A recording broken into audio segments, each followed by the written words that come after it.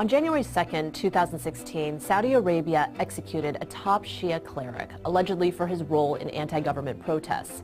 Iran, which is predominantly Shia, immediately condemned the killing, as did a number of human rights groups.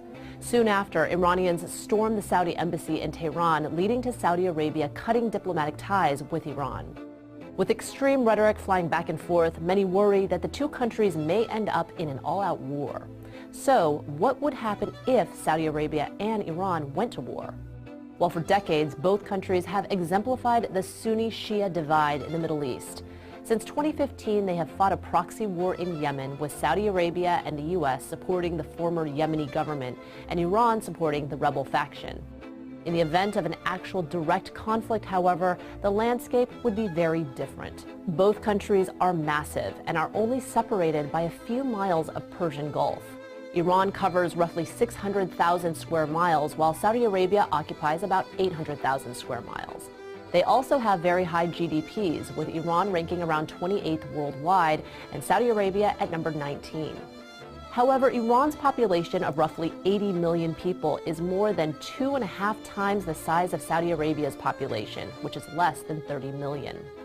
So how does this translate into an actual conflict? Well, considering their geographic locations, the two countries are close enough for a massive land battle. In this regard, Iran could potentially demolish Saudi Arabia with more than 2.3 million available military members compared to roughly 250,000. On the other hand, it isn't necessarily manpower that wins wars, and in the modern age, technology may be a more likely ally.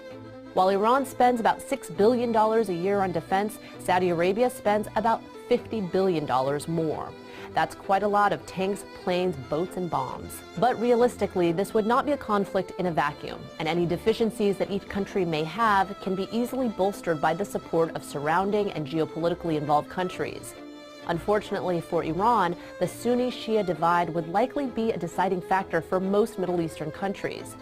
Pew estimates that as many as 90% of all Muslims subscribe to the Sunni faith.